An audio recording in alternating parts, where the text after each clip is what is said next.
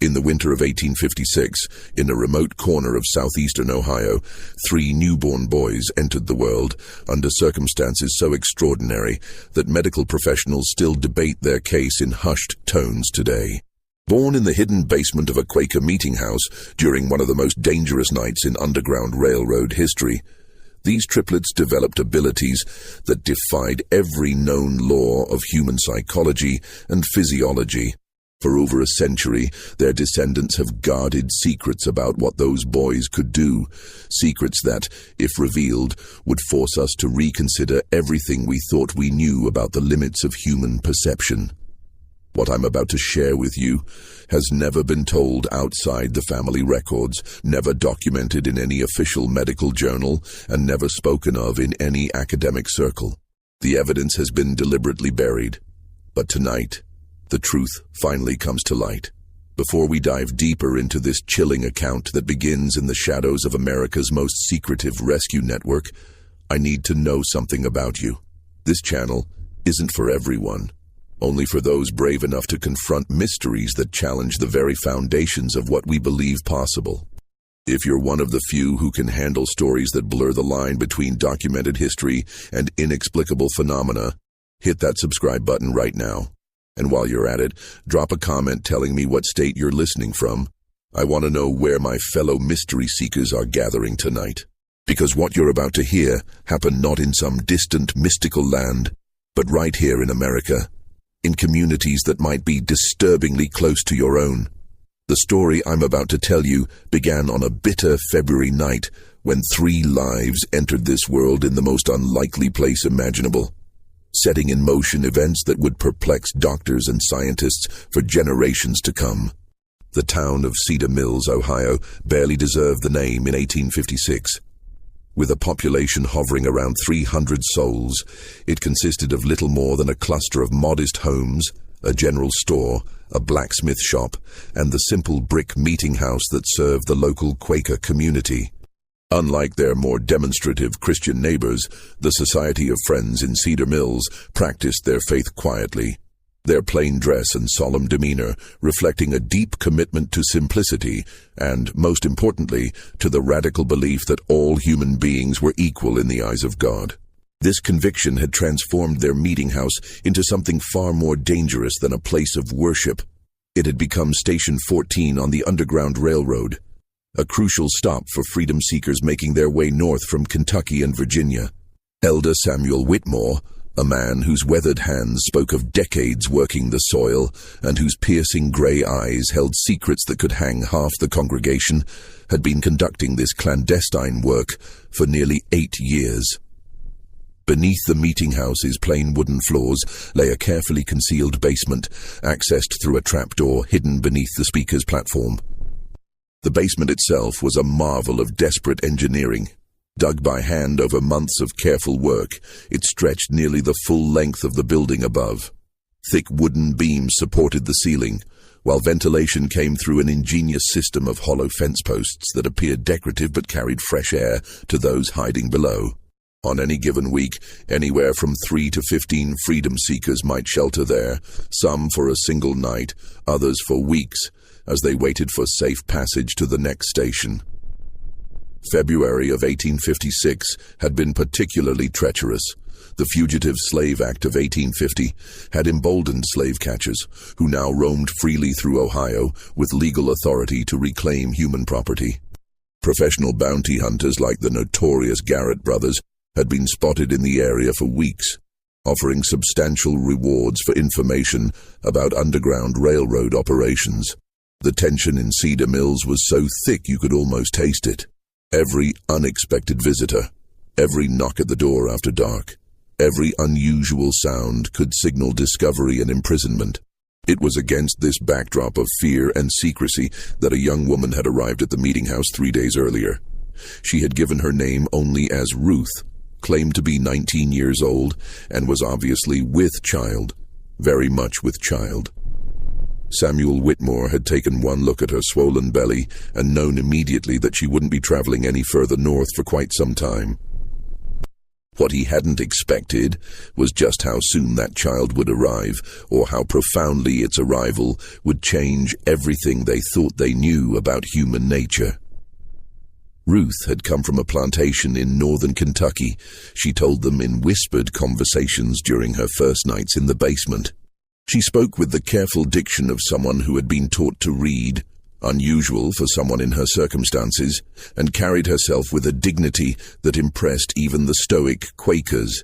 But there was something else about her, something that made people uneasy without quite understanding why. She seemed to know things, small things but disturbing in their accuracy. She would know when someone was approaching the meeting house long before any sound could be heard. She would refuse food that later proved to be spoiled, though it had appeared perfectly fresh. Most unsettling of all, she would sometimes look directly at whoever was speaking and quietly contradict their words, not argumentatively, but with the calm certainty of someone who simply knew better. "That man who brought the supplies yesterday," she had said to Samuel's wife, Martha, on her second evening there. "He told you his name was Williams, didn't he? And that he was from Lancaster?" Martha had nodded, confused. "His name isn't Williams," Ruth had continued, her voice barely above a whisper. "And he's never been to Lancaster in his life. I don't know why he lied to you, but he did." Martha had dismissed this as the paranoid rambling of a frightened pregnant woman, until 2 days later when the man's real identity was discovered. He was indeed using a false name, and had been asking suspicious questions about the meeting house's activities. The night of February 23, 1856, began like many others in Cedar Mills, cold, dark, and deceptively quiet. Samuel Whitmore had been conducting his evening prayers when a soft knock came at the meeting house door, followed by the agreed-upon signal. 3 quick raps, a pause, then 2 more. But something felt wrong from the moment Samuel lifted the heavy wooden beam that barred the door. The freedom seeker who stumbled inside was a man named Joshua, someone Samuel had helped before. But Joshua's usual calm demeanor had been replaced by barely controlled panic. "They're coming," Joshua gasped, his breath forming white clouds in the frigid air. "The Garrett brothers and at least 6 others. They've got dogs and they know about this place." Someone talked. He paused, his eyes darting toward the basement entrance. "They're maybe 2 hours behind me. Probably less." Samuel felt his blood turn to ice. In 8 years of Underground Railroad work, they had never faced a direct threat like this. The meeting house had always been considered safe, protected by the community's reputation for honesty and their careful operational security. But if the Garretts were coming with dogs and advanced knowledge of the basement, someone had indeed betrayed them. The immediate problem was evacuation. There were currently 7 people sheltering in the basement, including Ruth, who had been experiencing intermittent labor pains for most of the day. Martha Whitmore had been monitoring her condition, but had hoped the birth wouldn't come for at least another week. Mother Nature, however, seemed to have other plans. As if summoned by Joshua's words, a low moan echoed from beneath the floorboards. Martha's face went pale. "Samuel," she whispered, "Ruth's time has come. Right now." The next few hours unfolded like a nightmare carved from ice and fear. While Samuel and 2 other men worked frantically to evacuate the other 6 freedom seekers through the meeting house's hidden northern tunnel, a hand-dug passage that emerged nearly a quarter-mile away in a dense grove of oak trees. Martha and her daughter Rebecca descended into the basement to attend to Ruth's labor. What they found in that cramped, dimly lit space challenged every assumption they held about childbirth. Ruth was indeed in active labor, but something was profoundly wrong. She was experiencing none of the usual signs of distress or pain that accompanied difficult births. Instead, she lay perfectly still on the rough straw mattress, her eyes closed, her breathing steady and controlled. When contractions came, she didn't cry out or even tense her muscles. She simply waited, as if listening to something only she could hear. "How many babies?" Martha asked, pressing her ear to Ruth's swollen belly in the traditional way of midwives. Ruth's eyes opened for the first time in an hour. In the flickering candlelight, they seemed almost luminous. 3, she said simply. 3 boys. They'd been waiting for tonight. Martha exchanged a worried glance with her daughter. Triplets were rare enough under the best circumstances, but triplets born in a hidden basement while slave catchers approached with bloodhounds was a situation beyond anything in her experience. More troubling was Ruth's certainty about the baby's gender and her strange comment about them waiting. How could unborn children wait for anything? The sound of horses in the distance cut through Martha's confusion. Samuel's voice called down from above. "They're here. The tunnel's clear, but we can't risk moving Ruth now." What happened next was recorded in Martha Whitmore's private journal, a document that remained hidden in her family for over a century before being discovered in 2003 during the renovation of an old farmhouse. According to her account, written just days after the events, Ruth's labor accelerated dramatically the moment the slave catchers arrived at the meeting house. But it accelerated in a way that defied medical understanding. The first baby was born in complete silence. No crying, no sound at all except for Ruth's barely audible breathing. Martha caught the infant, a perfectly formed boy, and was startled to find him already breathing normally, his eyes open and alert. Before she could even cut the umbilical cord, the second baby arrived, again in total silence, again breathing and aware from the moment of birth. The third followed less than a minute later, completing what Martha described as the most unnatural natural birth I have ever witnessed. But the strangest part was yet to come. As Martha worked to clean and wrap the three infants, footsteps and voices could be heard directly above them. The Garrett brothers had entered the meeting house and were conducting a thorough search. Heavy boots walked across the wooden floors just feet above the newborns' heads. At one point, someone stood directly on the trapdoor that concealed the basement entrance. Throughout this entire time, with strange men and tracking dogs just above them, the three babies never made a sound. Not a cry, not a whimper, not even the small noises that all newborns make. They lay perfectly still in their mother's arms, their identical dark eyes moving back and forth as if following the movement of the searchers above.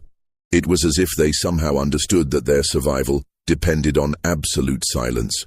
Ruth never spoke during the search.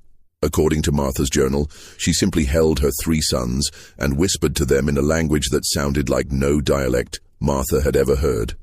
Later, Martha would describe it as words that seemed to flow like water, soft and continuous, like a river running over stones. The search lasted nearly 3 hours. The Garretts were thorough, methodical, and increasingly frustrated. They checked every room, every closet, every possible hiding place. Their dogs sniffed around the meeting house's foundation and even scratched at the floorboards in several places. But they never found the entrance to the basement, and eventually they left, cursing their informant for providing bad information. It was only after the sounds of horses had faded completely into the distance that the three babies finally made their first sounds, and when they did, all three cried in perfect unison, their voices blending into a single, haunting wail that seemed to echo from the very walls of the basement. Ruth died less than an hour later, bleeding that Martha couldn't stop despite all her experience with difficult births. Her last words, spoken so quietly that Martha had to lean close to hear them, were, "They'll know things. They'll always know. Take care of them, but remember they're not like other children." The death of Ruth left the Quaker community of Cedar Mills facing an impossible situation. 3 newborn boys with no known father, no family, and no legal existence. Slave children born free on Ohio soil, but with no documentation to prove their status. Samuel Whitmore made the decision that would shape the rest of his life. The community would raise the boys collectively, each family taking turns caring for them, but all sharing responsibility for their upbringing.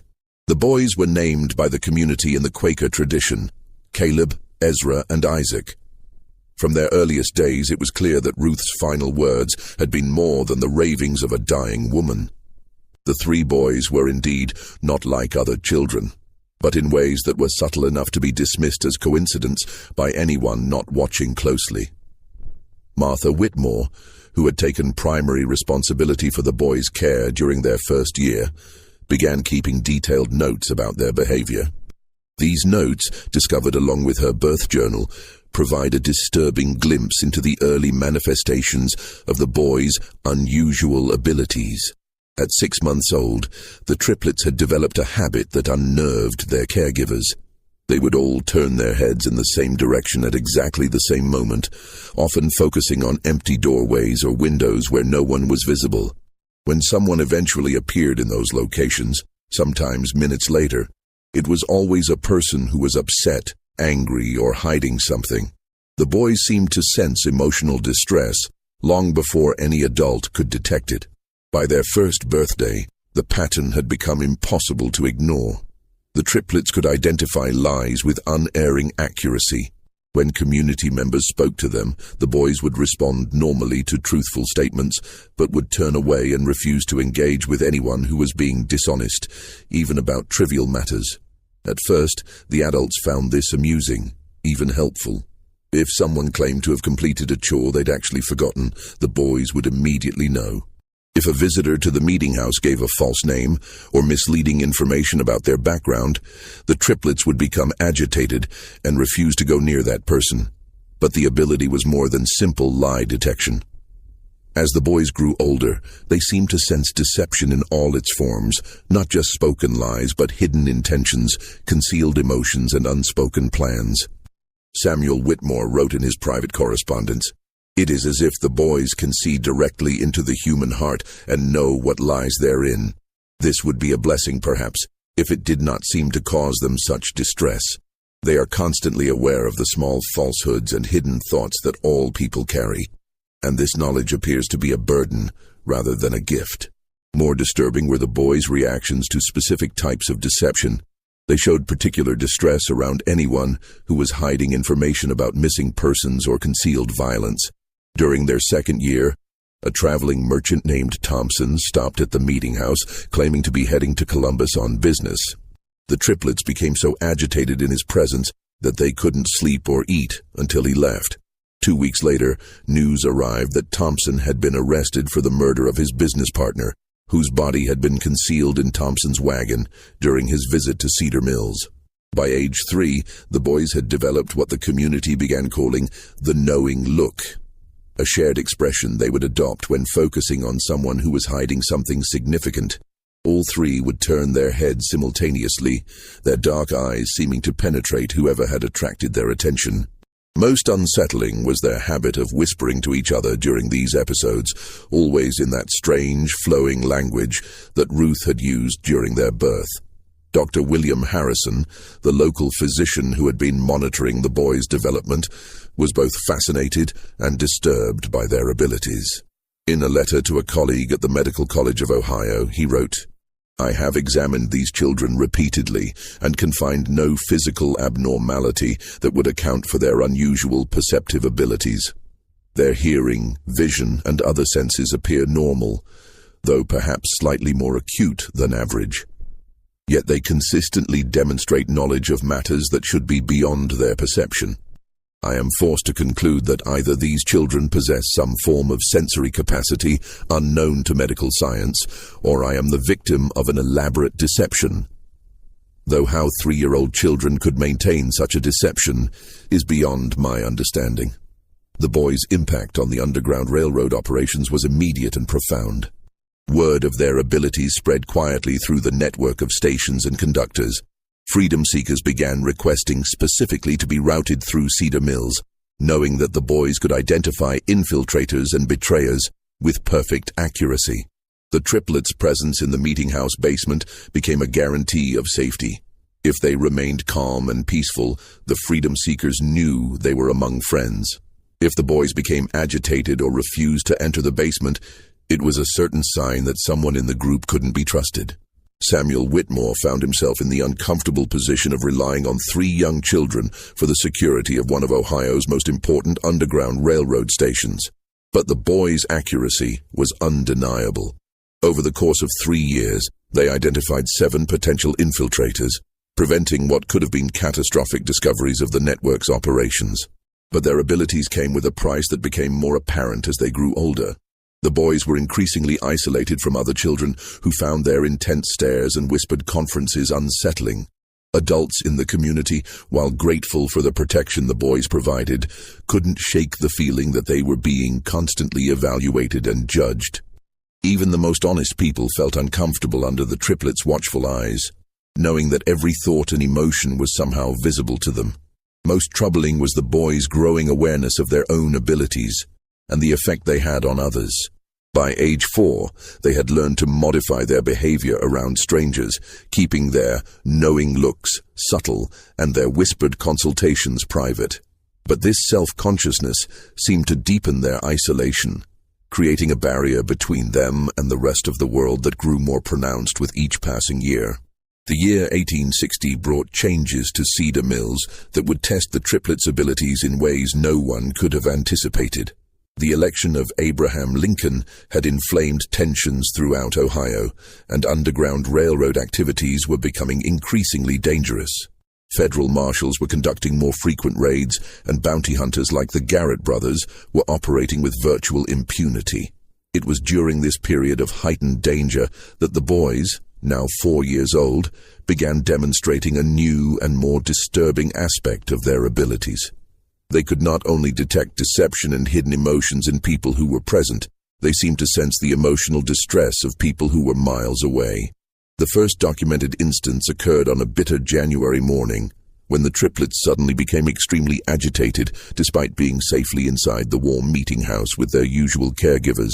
All 3 boys began crying simultaneously, not the normal crying of upset children, but a keening wail that seemed to express profound terror and desperation. Martha Whitmore tried everything she could think of to calm them, but nothing worked. The boys continued their distressed crying for nearly 6 hours, finally falling silent just as the sun began to set. 2 days later, a freedom seeker arrived at the meeting house with devastating news. A group of 11 people, including 3 children, had been captured by slave catchers approximately 40 miles south of Cedar Mills. The capture had occurred at almost exactly the same time the triplets had begun their crying. Worse, the captured group included a pregnant woman who had given birth during the attack. Both mother and child had died from exposure during the brutal journey back to Kentucky. Samuel Whitmore was shaken by this incident, but dismissed it as coincidence until it happened again 3 weeks later. This time, the boys' distress lasted only 2 hours, but was even more intense. When word arrived the following day, they learned that a conductor on the Underground Railroad had been shot and killed while helping a family escape near Portsmouth, Ohio.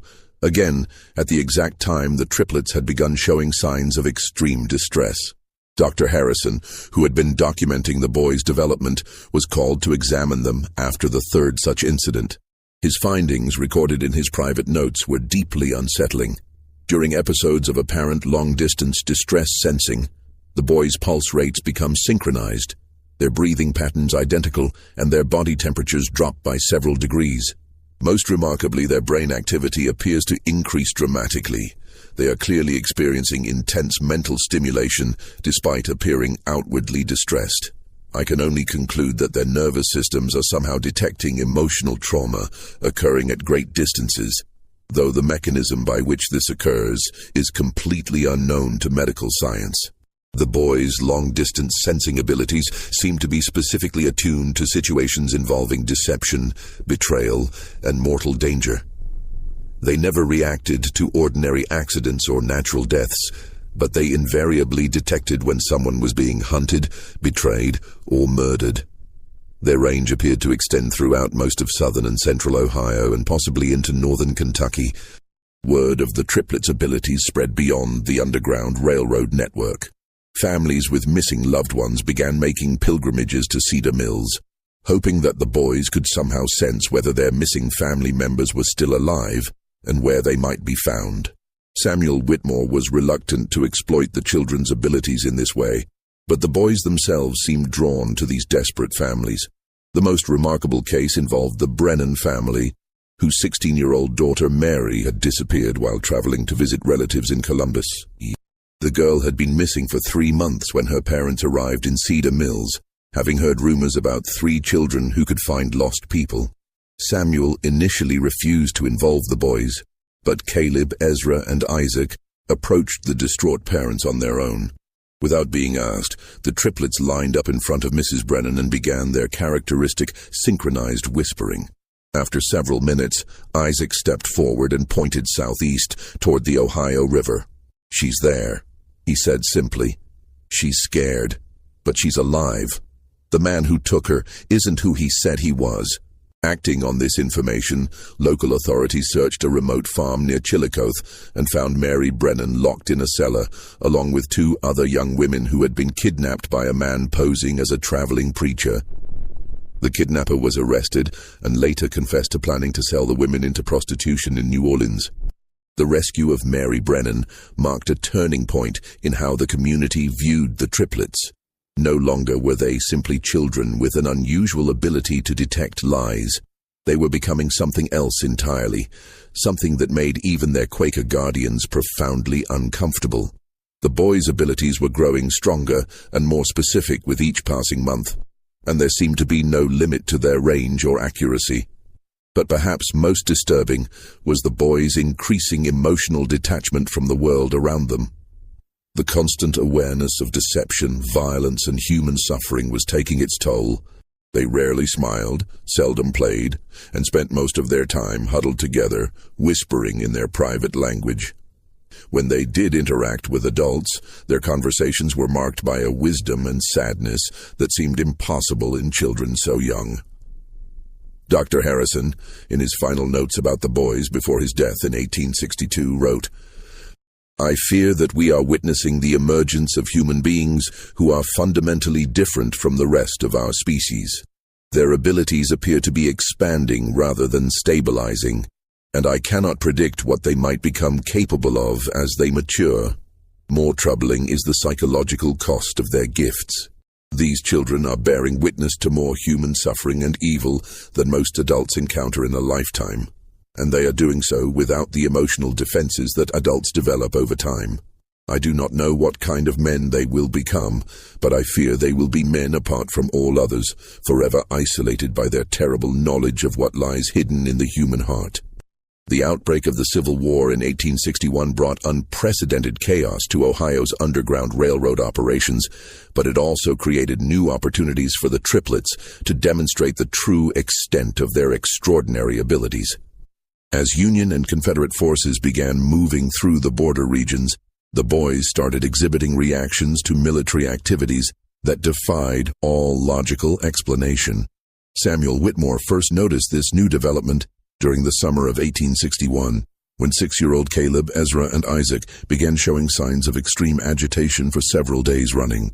The boys would stand at the meeting house windows, looking south toward the Ohio River, their faces marked by expressions of horror that seemed far too mature for their years. When Samuel asked what was troubling them, Isaac, always the most vocal of the 3, simply said, "Too many people are going to die. So many people." 3 days later, news arrived of the First Battle of Bull Run, where Union forces had suffered a devastating defeat. The timing was impossible to dismiss as coincidence, especially when similar incidents began occurring with increasing frequency. The boys seemed to sense major military engagements days or even weeks before news of them reached Cedar Mills, and their emotional reactions corresponded precisely to the scale of casualties involved. More disturbing was their apparent ability to detect specific individuals among the thousands of soldiers moving through the region. In September of 1861, a young Union soldier named Thomas Caldwell stopped at the meeting house while traveling home on leave to visit his family in Marietta. The triplets took one look at him and immediately began their synchronized whispering, their faces showing expressions of profound sadness. Martha Whitmore, now in her 60s but still serving as the boys' primary caregiver, asked them what they sensed about the soldier. Ezra stepped forward and spoke in a voice that seemed too old for his small body. "He won't make it home. The man who's supposed to be his friend will shoot him for his money. 3 days from now, near the river crossing." Thomas Caldwell laughed when told of the prediction, claiming that he was traveling alone and had no money worth stealing. But 3 days later, his body was found near a river crossing 20 miles east of Cedar Mills. He had been shot and robbed by a deserter from his own unit, a man named Patterson, who had claimed to be Caldwell's friend and had arranged to travel part of the way with him. The accuracy of this prediction sent shockwaves through the local community, but it was only the beginning. Over the following months, the boys began making increasingly specific and disturbing predictions about people they encountered. They could tell when someone would die, often down to the day and hour. They could predict betrayals, desertions, and acts of violence with unerring accuracy. Most chilling of all, they seemed to know which of the freedom seekers passing through the meeting house would successfully reach Canada, and which would be captured or killed along the way. Samuel Whitmore struggled with the moral implications of the boys' knowledge. Should he warn people of the dangers the triplets foresaw? Should he try to prevent the tragedies they predicted? Or was this knowledge too dangerous to act upon? The weight of these decisions was crushing, made worse by the boys' apparent indifference to the suffering they witnessed. They reported deaths and betrayals with the same calm detachment they might use to comment on the weather.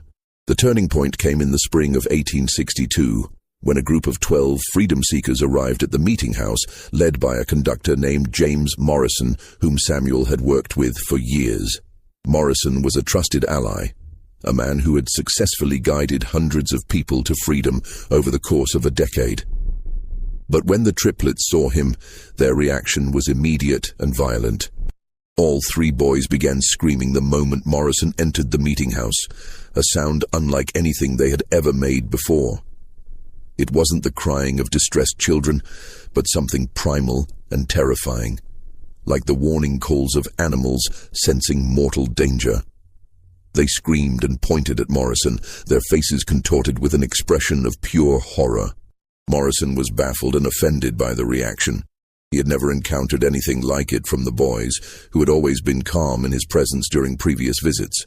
Samuel tried to question the triplets about what they sensed, but they could only repeat over and over, "Death. He brings death. So much death." Despite the boys' warnings, Samuel was reluctant to turn away a trusted conductor and 12 desperate freedom seekers. Morrison insisted that he had brought the group safely from Kentucky and was prepared to guide them onto the next station. The 12 freedom seekers, men, women, and children ranging in age from 8 to 60, seemed genuinely desperate and showed no signs of deception. But the triplets' agitation only intensified as the hours passed. They refused to enter the basement while Morrison and his group were there, and they continued their disturbing predictions. "Tomorrow night, in the woods by Miller's Creek, he'll call to them and they'll trust him because they think he's their friend. But the men with guns will be waiting." Samuel faced an impossible choice. Either trust the word of 3 young children whose abilities he didn't understand, or risk the lives of 12 people based on what might be nothing more than childhood intuition. In the end, he chose a compromise that would haunt him for the rest of his life. He allowed Morrison and the group to continue their journey, but sent word ahead to the next station warning them to be cautious. He also arranged for 2 local men to follow at a distance, ostensibly to provide additional security. What they witnessed the following night would validate the triplets' warnings in the most horrific way possible. Morrison led the group to a clearing near Miller's Creek, just as the boys had predicted. There, instead of guiding them toward the next safe station, he called out in the darkness. Within minutes, armed slave catchers emerged from the woods. The freedom seekers realized they had been betrayed, but it was too late to escape. In the chaos that followed, 7 people were killed outright, including 2 children. The remaining 5 were captured and dragged back to Kentucky in chains. The 2 men Samuel had sent to provide security witnessed the entire massacre from a distance, too far away to intervene, but close enough to see Morrison collect a substantial payment from the leader of the slave catchers. James Morrison, the trusted conductor who had guided hundreds to freedom, had been working as a double agent for months, selling information about underground railroad operations and leading groups into carefully planned ambushes. When news of the massacre reached Cedar Mills, the entire community was devastated. 7 people were dead. 5 more were condemned to slavery, and one of their most trusted allies had been revealed as a traitor. But perhaps most disturbing was the realization that 3 7-year-old children had known exactly what would happen, and their warnings had been ignored. The triplets' reaction to the news was unlike anything Samuel had ever seen from them. Instead of their usual calm detachment, they showed genuine emotion for the first time in years. Not sadness or anger, but a deep, profound disappointment that seemed to encompass not just the immediate tragedy, but something much larger about the nature of human evil. "People never listen," Isaac said quietly, speaking for all three. "They never want to believe what we can see. They think we're just children, but we've seen more death than anyone in this room. We know what people are capable of when they think no one is watching." The boy's words hung in the air like a pronouncement of judgment, and Samuel realized that something fundamental had changed. The triplets were no longer just children with unusual abilities. They had become something else entirely, something that could see into the darkest corners of human nature with perfect clarity. And that terrible knowledge was transforming them into beings that were increasingly alien to the rest of humanity.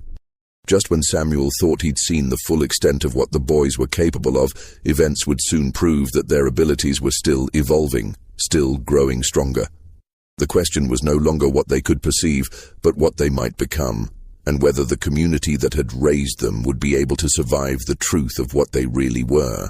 The revelation that would forever change how the world understood the triplets came during the brutal winter of 1863, when the boys were 8 years old and the Civil War had reached its bloodiest phase. Dr. Elizabeth Hartwell, one of the first female physicians in Ohio and a specialist in neurological conditions, had been studying the boys for 6 months under the auspices of the Medical College of Ohio. Dr. Hartwell's interest had been sparked by reports from Dr. Harrison before his death, and she had convinced Samuel Whitmore to allow a comprehensive medical examination of the triplets. What she discovered in that examination would challenge every assumption about human consciousness and perception. Using the latest medical instruments available in 1863, Dr. Hartwell conducted tests that revealed the true nature of the boys' abilities. Her findings, documented in a detailed report that was immediately classified by military authorities and hidden from public view for over 60 years, showed that the triplets possessed neurological structures that had never been observed in human beings. The boys' brains showed abnormally high activity in regions associated with pattern recognition and emotional processing.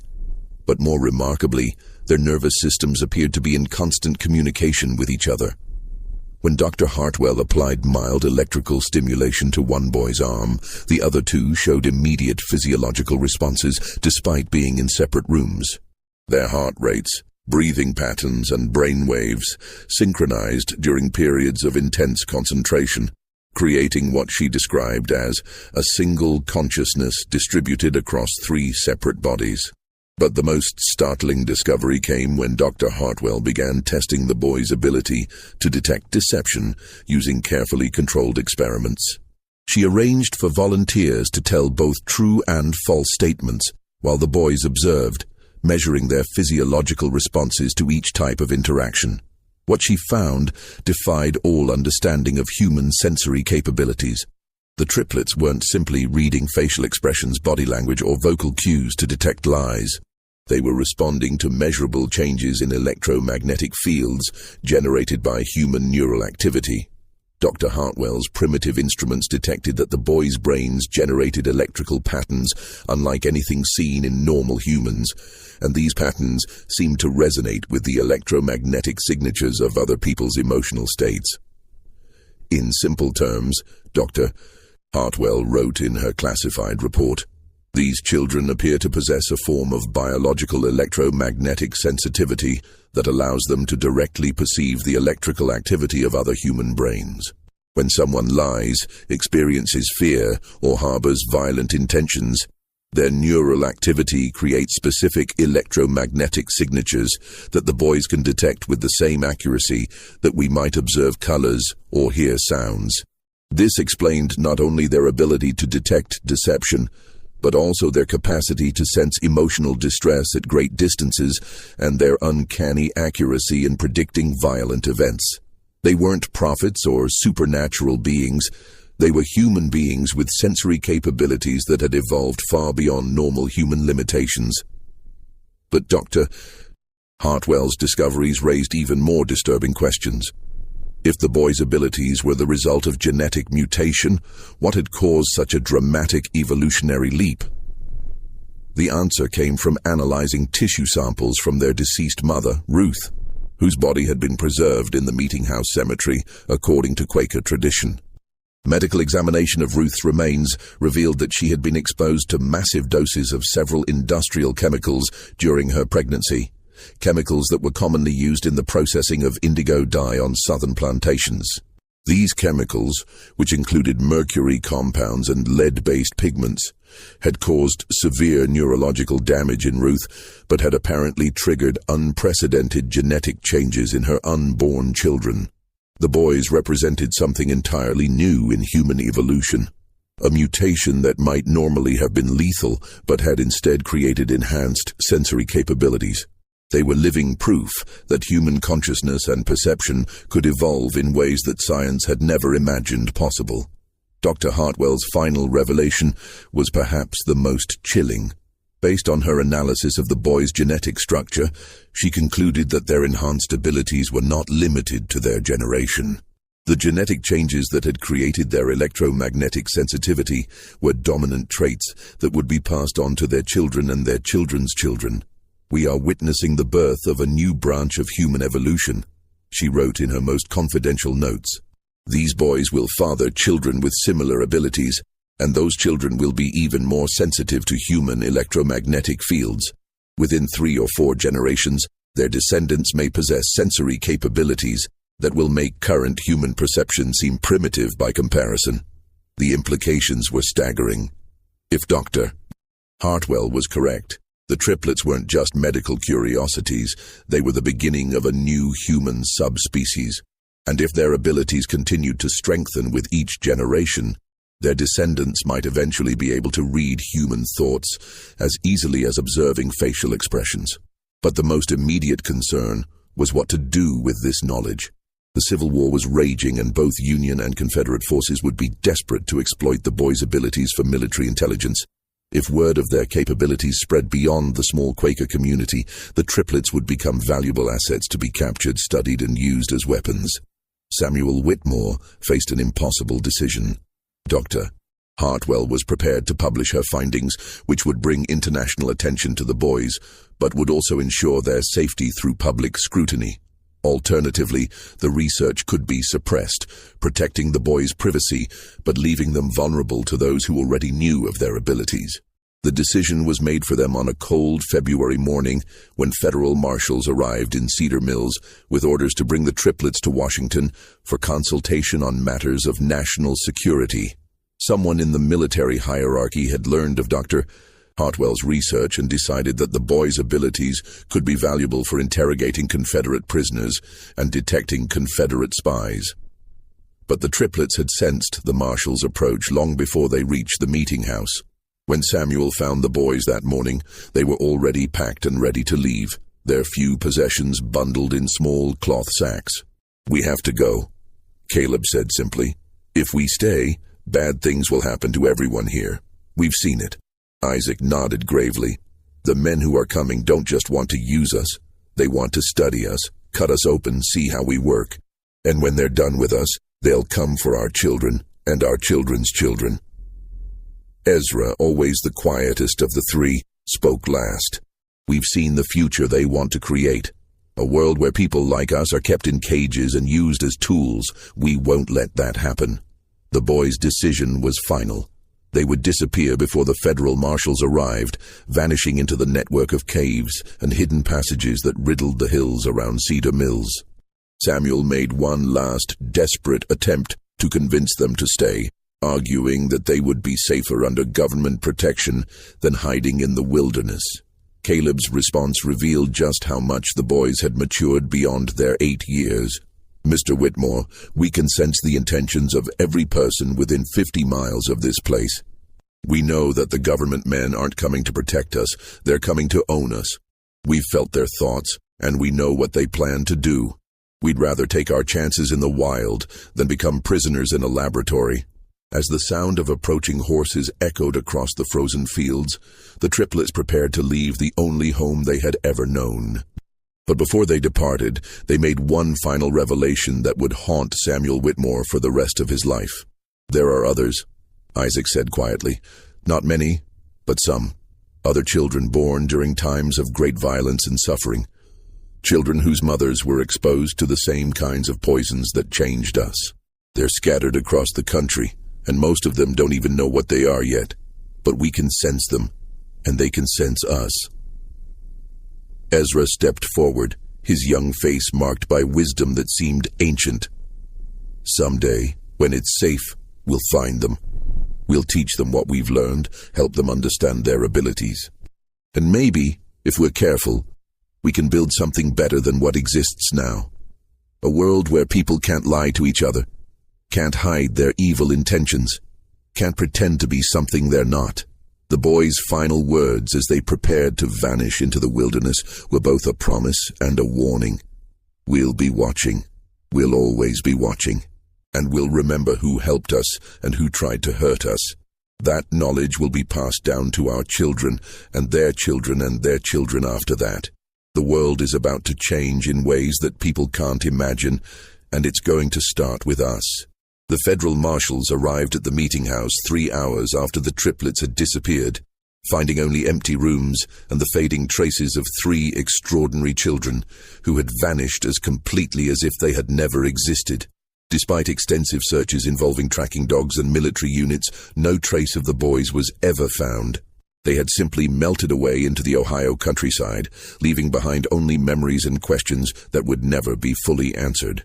Dr. Elizabeth Hartwell's research was immediately classified by military authorities and remained sealed for over 60 years.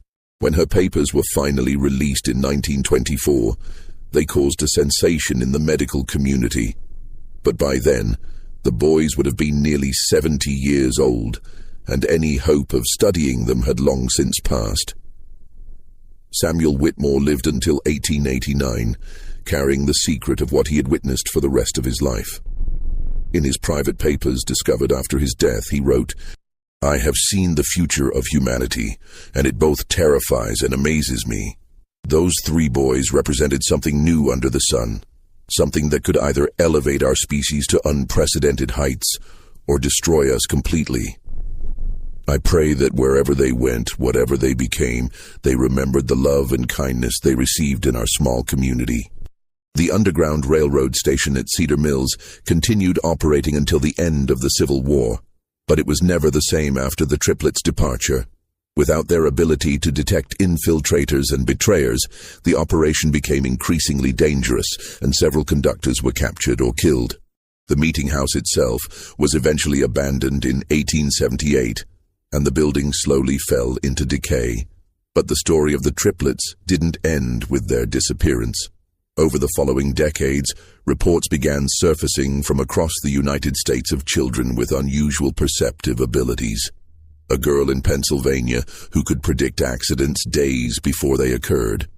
Twin boys in Texas who could locate missing people with impossible accuracy. A child in California who could tell when someone was lying just by looking at them.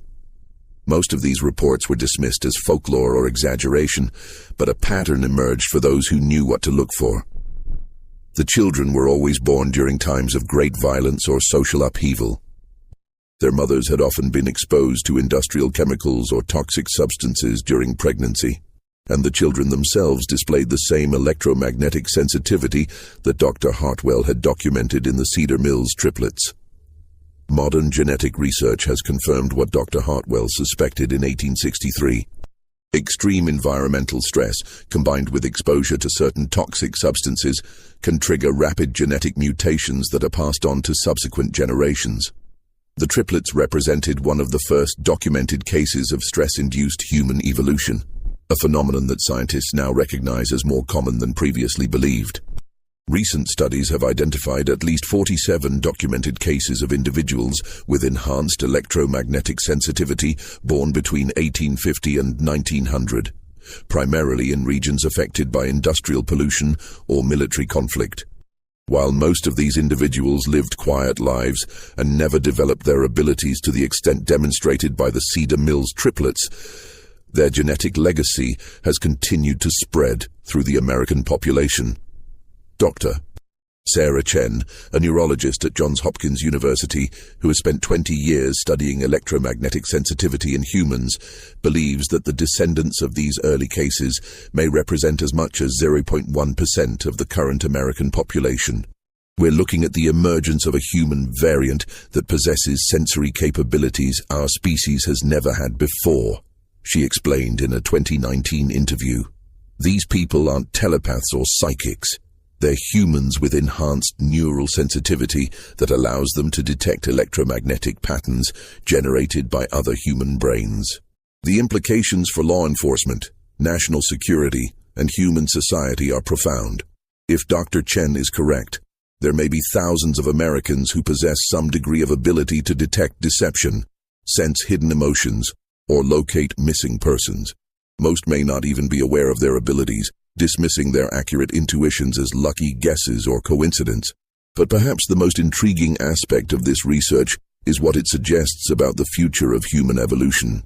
If environmental stress can trigger rapid genetic changes that enhance human perception, what other capabilities might emerge as our species faces new challenges?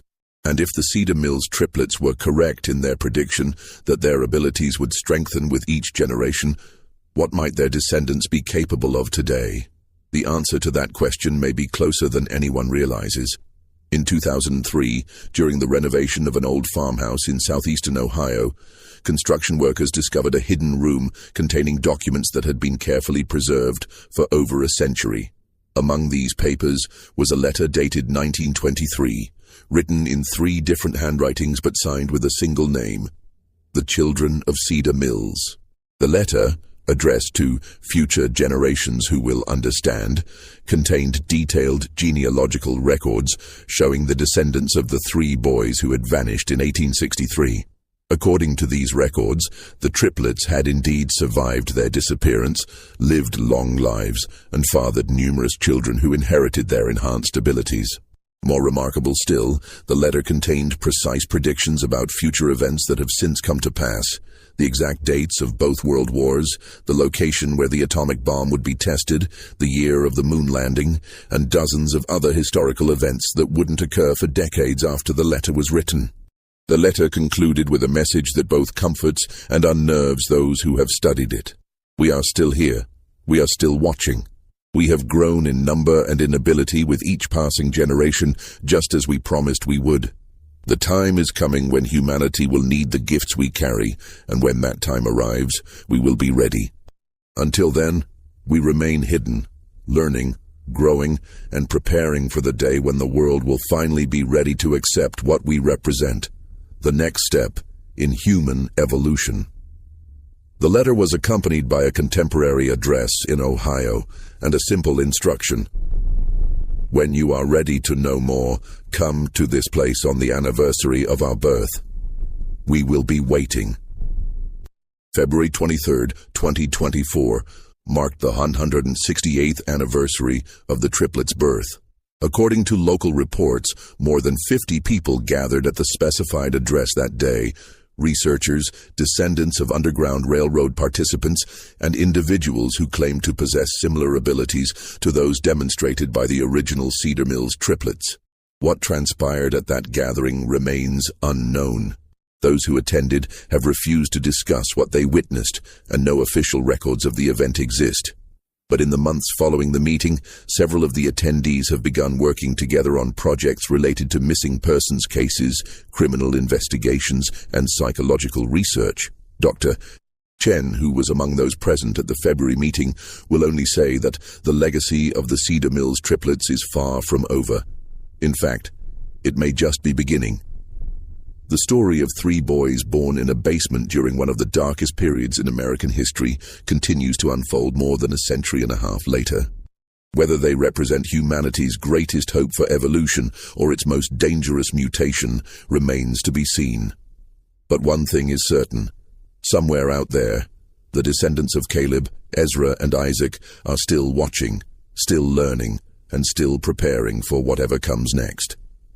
And if their ancestors' abilities to predict the future remain accurate, that next chapter in human evolution may be arriving sooner than anyone expects.